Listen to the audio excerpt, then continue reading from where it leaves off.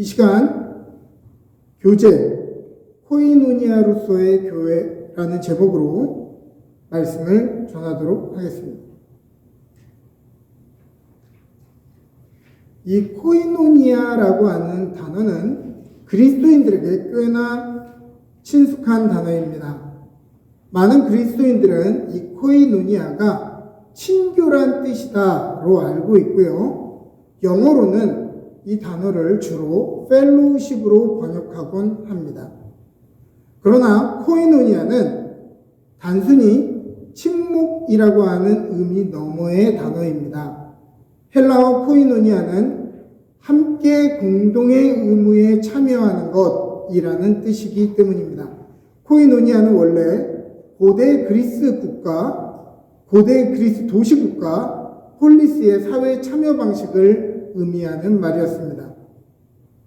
당시에는 폴리스를 가르쳐서 시민의 정치적 코이노니아라고 표현했기 때문입니다. 오늘날 자유는 내 마음대로 할 권리, 책임을 면피할 자유로 이해되지만 본디 이 자유라고 하는 단어는 그러한 뜻이 아니었습니다. 이 도시국가 폴리스에서는 자유자는 이 도시를 책임지기 위해 내가 직접 의사결정에 참여를 하고 외세의 침략으로부터 도시를 지키기 위해 스스로 군대에 자원하고 도시를 운영하기 위해 자발적으로 모금에 동참하는 사람들을 자유인이라고 불렀습니다.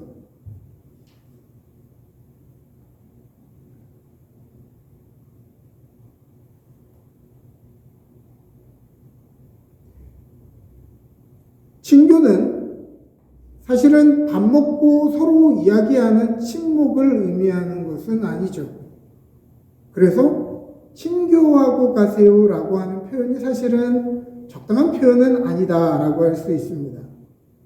우리 교회는 인원의 문제 때문에 자연스럽게 이러한 형태가 되었긴 하지만 우리 교회에서 하는 친교가 정말 성경에서 말하는 친교의 의미에 부합하고 있습니다. 그것은 밥을 먹고 우리가 함께 이야기하기 때문에 의미가 부합한 것이 아니고 우리 교회는 서로 자발적으로 돌아가면서 그 주의 교인들의 식사를 돌아가면서 성도들이 담당하기 때문에 우리의 식사 준비가 코이노니아의 의미에 부합한 것입니다. 단순히 밥을 먹고 헤어지는 것이 코이노니아의 의미가 아니라 교회를 위해, 공동체를 위해 무언가 참여하고 봉사하고 희생하고 뭔가 일을 하는 것, 그것을 코이노니아라고 할 때 우리 교회에서 하고 있는 친교의 방식이 코이노니아의 의미에 적합하다.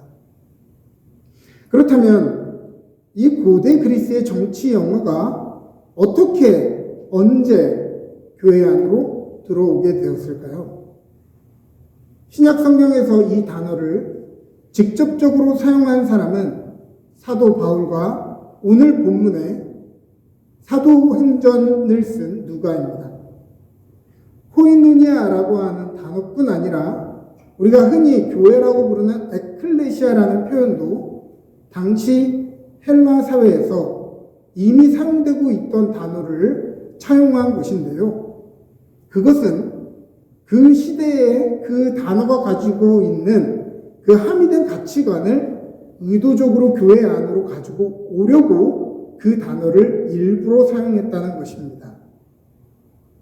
그러므로 코이노니아, 그것은 친교란 뜻이다 라고 하는 1차원적인 해석보다 그 시대에 코이노니아라고 하는 단어가 헬라 시대에 어떠한 상황에서 쓰였는지를 살펴보아야 합니다. 성경 안에서 쓰인 용례만 보아도 한 가지가 아니라 다양한 방법으로 쓰였다는 것을 우리는 찾아볼 수 있습니다. 코이노니아라고 하는 단어가 사용된 성경 구절을 찾아보면 다음과 같습니다. 로마서 15장 26절 마케도니아와 아가야 사람들이 기쁜 마음으로 예루살렘에 사는 성도들 가운데 가난한 사람들에게 보낼 구제금을 마련하였기 때문입니다. 여기에 헌금을 마련하였기 때문입니다. 라고 하는 단어가 코이노니아라는 단어가 쓰였습니다. 고린도 후서 9장 13절에 여러분의 이 봉사의 결과로 그들은 하나님께 영광을 돌릴 것입니다. 그것은 여러분들이 하나님께 순종하여 그리스도의 복음을 고백하고 또 그들과 모든 사람들에게 너그럽게 도움을 보낸다는 사실이 입증되었기 때문입니다. 해서 도움을 보낸다는 이라는 이 단어에 코이노니아가 쓰였습니다.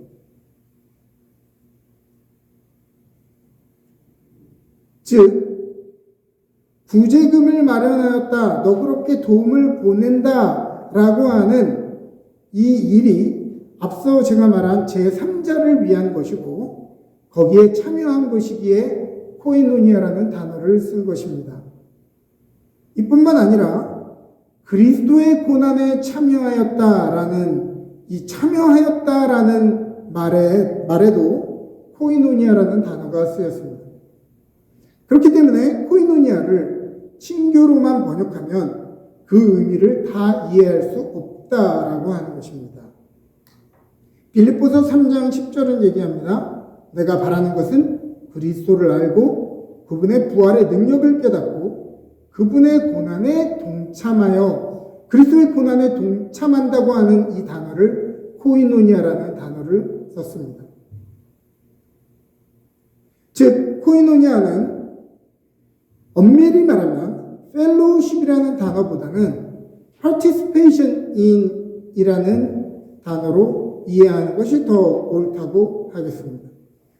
이렇게 코이노니아를 우리가 정의해보면 바울의 신학 전체가 더 구체적으로 정리가 됩니다. 바울이 반복해서 말하는 그리스도 안에라고 하는 표현은 현실에서 한 발 물러나 개인적이고 내면적으로 그리스도와 친밀한 관계를 한다는 의미가 아니라 이 말은 전쟁터와 같은 삶의 한복판에서 그리스도의 죽음과 부활에 참여한이라는 뜻이고 그리스도와 함께 죽고 그리스도 안에서 산 이런 의미가 되는 것입니다. 그러므로 교회는 그리스도 안에 각자의 책임으로 동참한 사람들의 모임인 것이죠. 그것을 바로 교회가 코이노니아다라고 하는 말의 의미입니다. 그뿐 아니라 오늘 이민자로 살아가는 우리들에게는 진실된 소그룹 나눔으로서 코이노니아가 절실하게 필요합니다.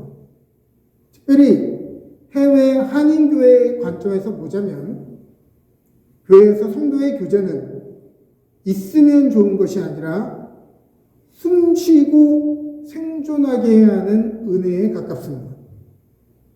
우리는 이민의 현장에서 정서적, 신앙적 나눔의 필요를 절실하게 느낍니다.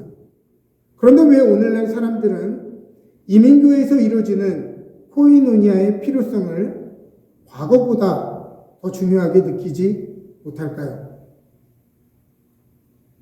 오늘날 이민자들은 상대적으로 인터넷의 발달로 한국의 문화를 굉장히 가깝게 경험하고 있습니다. 바로 클릭할 수 있고 바로 접속할 수 있습니다. 한국의 드라마, 한국의 문화, 이 모든 것을 그냥 인터넷으로 바로 들어가서 볼 수 있는 시대이죠. 그러나 우리 박영미 권사님이 이민 오셨을 때, 김연희 권사님이 이민 오셨을 때 생각해 보십시오.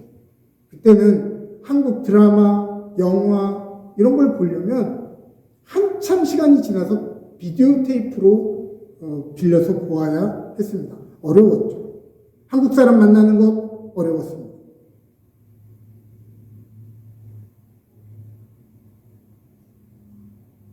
한국 음식 먹는 거 어려웠습니다. 그러나 오늘날은 유통의 발달과 한국에 대한 의식 확대로 한국 음식과 식재료를 너무 쉽게 구할 수 있죠.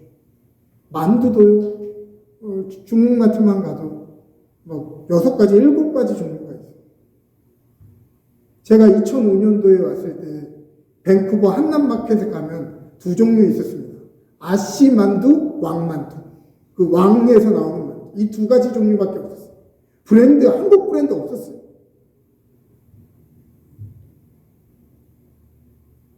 한국 음식 먹으려면 사람들이 교회에 왔어야 했습니다. 그러나 오늘날은 식재료를 쉽게 구할 수 있죠.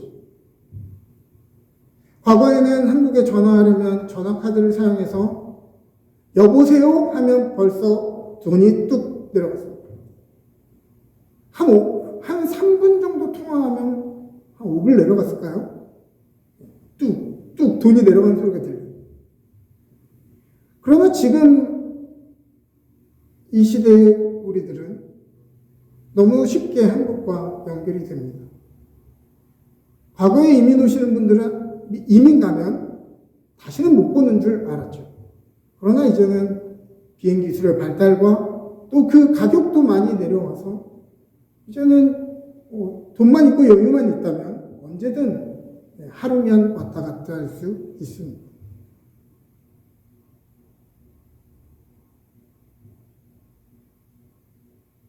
그래서 이곳에 와 있는 동안 자신들이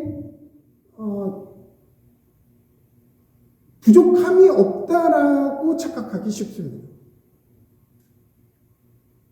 그래서 모든 일은 사람들의 도움보다는 그냥 인터넷으로 검색하고 최대한 영어로만 얘기하려고 하고 백인들과만 관계하려 합니다.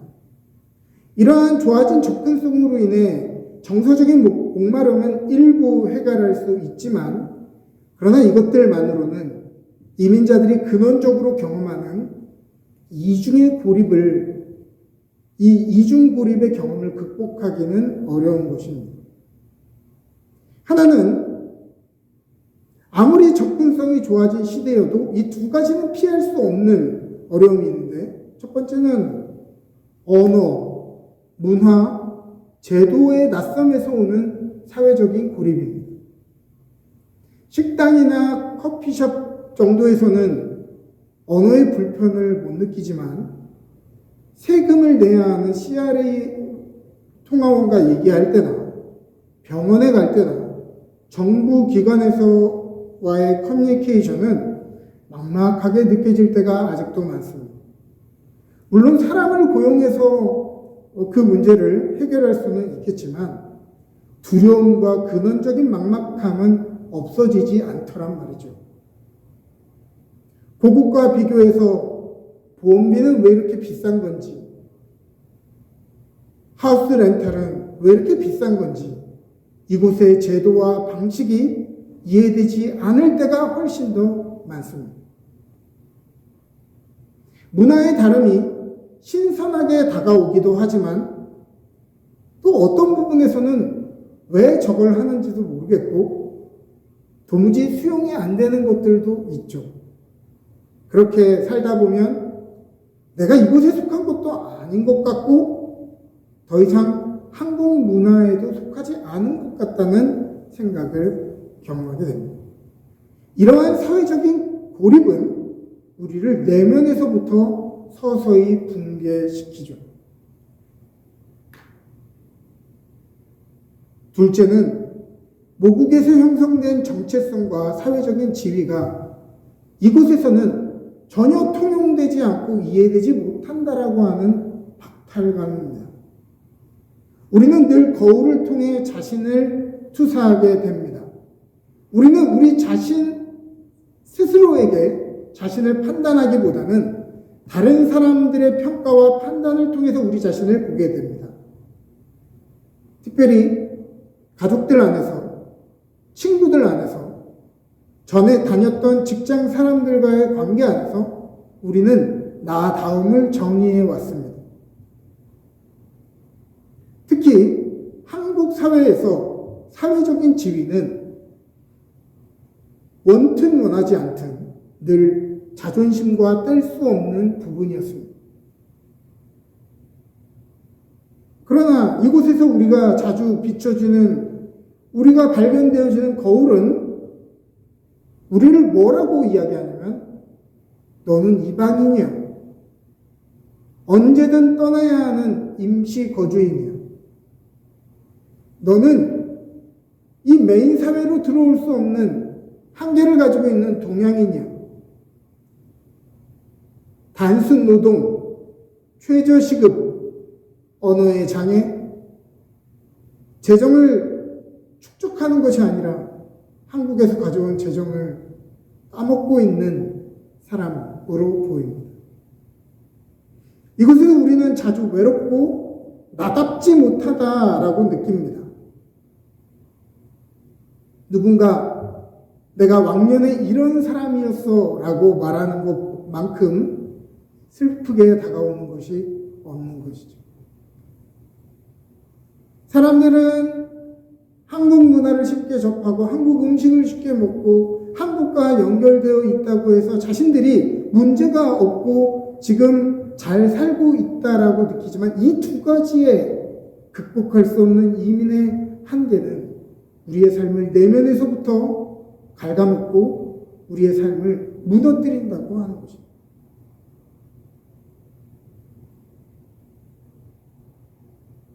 문제는 이민의 현장이 이러한 상황에 노출되어 있다는 것이 아니라 이러한 고립에 정체되어 있다는 것이 문제입니다. 심리학자들은 이것에 대해서 어떻게 이야기했을까요? 심리학자 아브라함 메슬로우는 인간은 의미 있는 관계에 속해 있지 않을 때 심리적, 신체적 건강이 급격히 악화된다라고 이야기했습니다. 어려운 상황을 겪는 것이 우리를 망가뜨리는 것이 아니라 그 속에서 의미를 발견하지 못할 때 우리는 마음뿐만이 아니라 우리의 건강도 망가지게 된다고 하는 것입니다.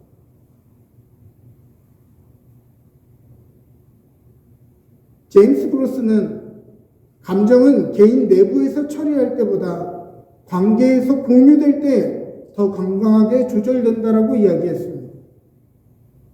대부분 우리가 내버려둔 감정은 시간이 지나면 사그러드는 것이 아니라 이상하고 감정적인 선택으로 나타날 때가 많은 것이죠. 트라우마 전문 연구자였던 주디스 허먼은 회복은 고립 속에서는 이루어질 수 없다라고 이야기했습니다. 즉, 고립이라고 하는 것은 내가 한 발 물러서서 나를 보호하고 나를 회복시키는 일이 아니라 결국에는 객관성 상실로 나타나기가 쉬운 것입니다. 철학자 마틴 부버는 그의 책 나와 너에서 인간은 나와 그것의 관계에서는 기능하게 되지만 나와 너의 관계에서는 존재하게 된다라고 이야기했습니다. 오늘 여러분들은 이곳 이민의 삶 가운데 그저 기능하고 있습니까? 아니면 존재하고 있습니까? 한나 아렌트는 외로움과 고립을 구분하여 이해해야 한다고 이야기했습니다. 외로움이라고 하는 것은 혼자 있는 상태의 감정이라면 고립은 의미를 나눌 관계가 붕괴된 것을 의미했습니다. 여러분들에게 묻습니다. 여러분들은 외롭습니까? 아니면 고립되어 있습니까? 제가 올해 들어서 자꾸 인용하는 고든 맥도날드 목사님의 내면 세계의 질서와 영적 성장에서는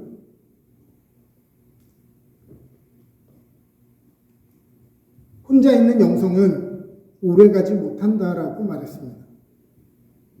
내면의 무질서는 종종 관계의 단절에서 온다.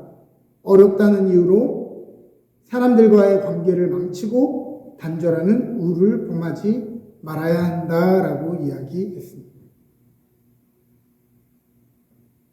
우리는 어렵다는 이유로 사람들과의 관계를 망치고 단절하는 우를 범하곤 합니다. 그러나 그러한 영성은, 그러한 종류의 내면은 종종 무질서 가운데 들어갈 수밖에 없다라고 하는 것이죠. 그러므로 신앙의 여부를 나눌 수 있는 공동체야말로 우리의 영혼을 숨쉬게 해주는 것입니다. 그러나 괜찮습니다. 그렇게 느끼는 것은 여러분뿐만은 아니니까요. 디트리 보네퍼의 말과 연결하면 이 영적 정서적 공동체의 필요를 압축해 볼 수 있습니다. 하나님은 혼자 존재하지 않고 늘 공동체로 존재하신다라고 하는 건 말이죠. 우리는 혼자가 아니라 교회입니다. 오늘 본문을 보면 그들이 사도의 가르침을 받아 서로 교제하고 떡을 떼며 오로지 기도하기를 힘쓰니라라고 되어 있는데요.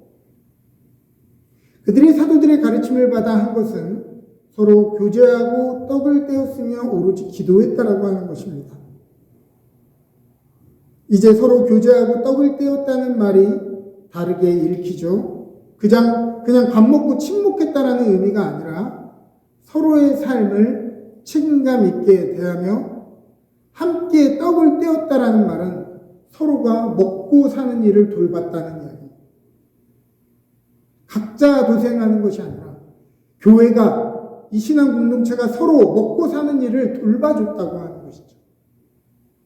이 구절 뒤에 등장하는 이 문장은 이것을 설명해 줍니다. 서로 물건을 통용하고 각 사람의 필요에 따라 나누어주고 라고 하는 이 말이 초대교회가 서로의 삶에 책임감 있게 서로에게 동참하는 교제를 했다라고 하는 것을 알 수 있습니다.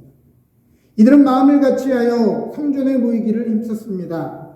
단순히 모든 공예배에 참여하려고 힘썼다는 말보다는 그들이 모일 때마다 마음 안에 공통적인 열망이 있었는데 그것은 바로 하나님을 찬미하고 싶은 열정과 목마름이 있었다는 것입니다. 42절 후반에 오로지 기도에 전념했다라는 말은 뭘 의미할까요? 생계활동도 하지 않고 삶을 내팽개치고 매일 예배당에 나와 기도의 자리에 앉아 있었다는 말을 의미할까요? 오로지 기도에 전념했다라고 하는 말은 정말 기도를 열심히 하고 많이 했다는 의미가 되기도 하지만 지난주에 제가 얘기했던 기도의 개념에서 기도라고 하는 헬라어 단어가 가지고 있는 개념에서 이해하면 그들이 어떤 모임을 가지든 무엇을 먹든 어떤 대화와 어떤 나눔을 하든 그 모든 결론은 기도, 하나님을 향하게 하였다라는 의미로도 해석할 수 있습니다.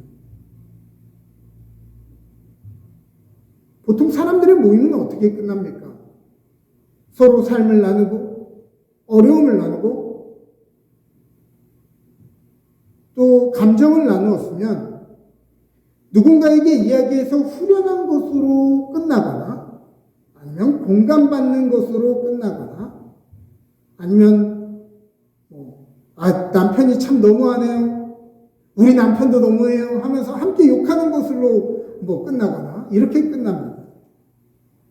때로는 서로 정제되지 않은 감정을 나누는 것 때문에 마치 내가 감정의 쓰레기통이 된 것 같이 내가 막 기분이 나쁜 채로 끝날 때도 있습니다. 그러나 초대교회가 모든 일에 기도에 전념했다라고 하는 말은 이렇게 해석할 수도 있겠습니다. 서로 코인노니아 한 뒤에 서로의 삶을 책임지고 서로의 삶에 헌신한 뒤에 내 업적을 주장하거나 서운해하지 않고 하나님을 바라보았다는 뜻이 됩니다. 우리가 교회에서 섬기고 나서 사람들이 인정해 주지 않을 때, 사람들이 충분히 우리의 수고에 대해서 알아주지 않을 때 우리는 서운해할 때가 있죠. 그러나 이 개념으로 보자면 우리가 그렇게 헌신하고 동참하고 교회 재정으로 헌신한 뒤에 내 업적을 주장하거나 서운해하지 않고 하나님을 바라봅니다. 떡을 떼면서 누가 몇 번 밥했나, 누가 무슨 음식을 준비했나가 아니라 우리를 부족하지 않게 먹이시는 하나님을 바라보았다라는 의미도 됩니다. 모든 대화의 나눔의 끝에 우리가 하나님을 향하도록 그 아픔으로 인하여 하나님을 바라보도록 그 인생의 공허함으로 인하여 하나님을 바라보도록 내일을 알 수 없는 불확실함 때문에 하나님을 바라보도록 반복적으로 우리가 그렇게도 싫어하는 우리의 죄에 넘어지는 그 비참함 때문에 하나님을 바라보았다 라는 의미도 된다는 것입니다. 우리 소그룹 리더분들은 늘 이것을 기억하시면서 모든 대화와 나눔의 끝에는 그 상황들을 신앙의 언어로 재해석할 수 있도록 도와주어야 하고요. 하나님을 바라보는 것으로 이야기를 잘 이끌어 가야 합니다. 그냥 공감해주고 참 안타까웠겠네요. 참 남편이 참 나빴네요. 이걸로 끝나는 것이 아니라 하나님을 바라보도록 그 상황에서 그 삶의 의미를 하나님께 맞추도록 이야기를 정리해 줘야 한다는 것이죠. 말씀을 마치겠습니다. 교회는 코이노니아입니다. 교회 각 구성원이 교회의 모든 필요들을 나누어 감당하는 것, 한 해의 교회 재정에 우리가 정해놓은 예산이 있죠. 여러분 당에 다 들어오셨죠? 우리가 1년 동안 우리의 예산이 얼마고 얼마가 필요한지 들으셨죠? 이것은 목사와 임원들의 고민이 아니라 우리 모두의 고민이고 우리 모두의 책임이어야 합니다. 우리가 한 해 동안 교회 살림을 하기 위해 재정은 잘 원활하게 공급이 되고 있는지, 그렇지 않다면 내가 무엇으로 더 열심히 동참해야 하는지 그것들을 함께 짊어지는 겁니다. 돌아가며 음식을 준비하여 나누고 서로 삶의 짐, 마음의 짐을 나누어 지는 것입니다. 삶을 돌아보면서 하나님을 찬미하고 감사하는 고백이 넘쳐나 모일 때마다 하나님을 예배하고 하나님을 높이기를 기뻐하는 공동체입니다. 삶을 돌아볼 때마다 하나님이 내 삶에 해주신 게 뭐냐, 하나님이 나를 버렸다, 이런 관점으로도 내 삶을 해석할 수 있겠지만, 삶을 돌아볼 때 하나님의 은혜를 묵상하고 오늘의 감사를 기억해보고 하나님을 찬미하고 감사하는 고백을 하게 될 때 우리 안에 감사가 곱절이 된다고 하는 것입니다. 무엇보다 모든 일에 기도하는 우리의 모든 수고, 우리의 모든 나눔, 우리의 모든 감정을 오로지 하나님을 향하여 쏟아놓는 공동체입니다. 사랑하는 여러분, 우리 교회가 건강한 코이노니아로 세워지기를, 또 우리의 삶이 건강한 코이노니아로 세워지기를 주님의 이름으로 축복합니다.